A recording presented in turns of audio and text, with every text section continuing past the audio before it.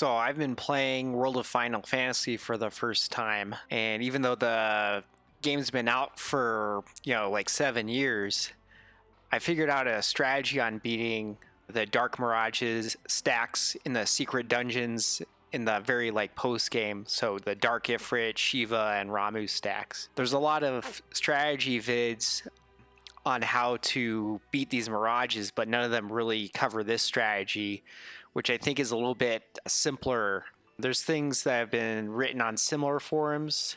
So the first part of this strategy is to have your stack set up where your large mirage matches whatever boss stack you're going to go up against. So right now I'd be going up against Shiva. The key to this strategy is making sure your stack absorbs whatever element you're going to go up against and not just resisting it. So one of the set of the little arrows will show you just resisting, and then if you get over 100% resistance, the arrow will change and it'll show that you're going to absorb the attack. So that's the key to this strategy, is absorbing the enemy's attack, so you'll be recovering health when they're attacking you. So here's my Mirajewel setup. The main thing is to have haste and to have an elemental attack that the enemy stack's going to be weak to. If you have an all-party hitting elemental attack like Firaga, that's going to be really helpful, but you don't necessarily need it for this strategy if you also have items. And then for getting through the dungeon, Stealth Mirajewel is really helpful because you really just need to avoid getting killed before you reach the end of the dungeon, because there's always a save point right before the boss. So as long as you can make it to that save point, then you won't need the Stealth Mirajewel after that. The Shiva stack will cast slow on you sometimes, and haste is just kind of a quick way to cancel out the slow, and then you'll cast haste on your stack and you'll be able to get in more hits. And if you have resist slow Mirajewel, that's also very helpful, but it's not 100% needed. So other strategies will encourage you to use gravity, and that's still good for this strategy as well, especially to save time at the beginning, because you'll be doing a lot more damage with gravity than with, say, fire attacks, especially at the beginning of the fight when they have a lot more health.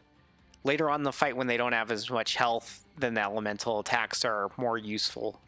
But once you kind of get haste on, if you use gravity and other elemental attacks and you run out of AP, that's okay, because then you can just start doing normal attacks. And so normal attack is going to have two benefits. One is that you'll be able to topple the enemy stack eventually without having to spend AP. The other benefit is that they're going to counter with the elemental counter. And so when you attack, sometimes you'll get healed by the enemy. When the enemy uses, elemental magic, it'll end up healing you by a lot. So if you're lucky, you'll get hit with physical attacks, but then the enemy will decide to use like a big elemental attack and just heal you. Yeah, the AI doesn't seem to know that it's healing you, so it's not the smartest AI in a game.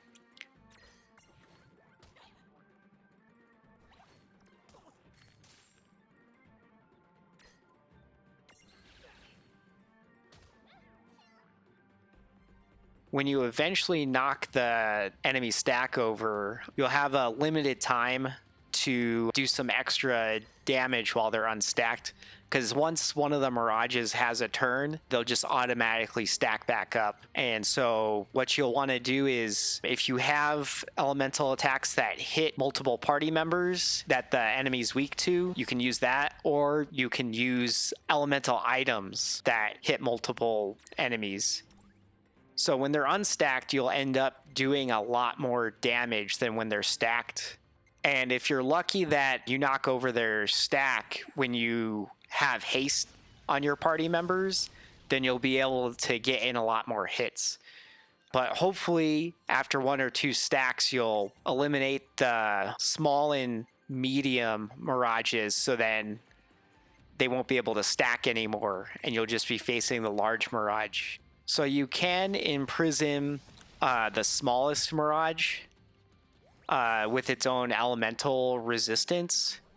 But I find that it's just going to be easier to kill the stack because you'll get all the mementos for each of those mirages, and then you can just transfigure your own mirage into them.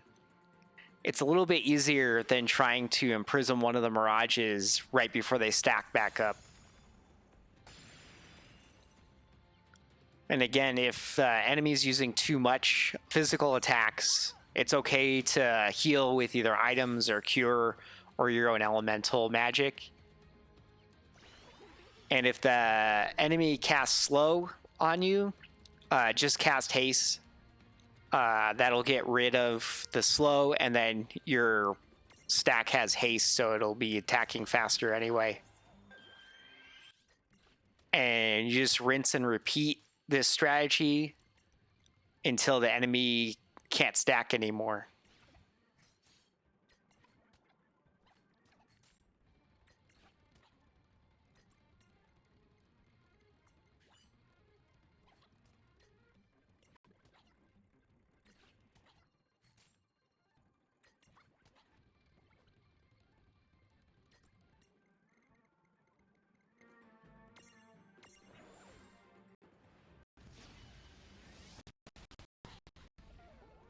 When there's only one Mirage left, they tend to spam the elemental attacks more, especially ones that hit all party members, so they'll be attacking a lot less, which makes it more likely that you're not going to heal as much.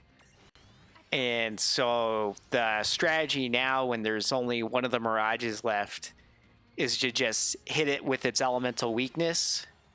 It should be lower in health, so the gravity is not going to do as much damage anymore. And you shouldn't need the AP for healing or doing other things as much anymore. And so this strategy, it works with all three stacks. So if you're going against the Ifrit stack, you just use the same thing, but with the Ifrits, and make sure you have fire absorption and you have some water attacks. And then for the Ramuh stack, same thing. Just have electric absorption, and then that stack has a lot of other weaknesses, so you can actually do a variety of elements to take them down.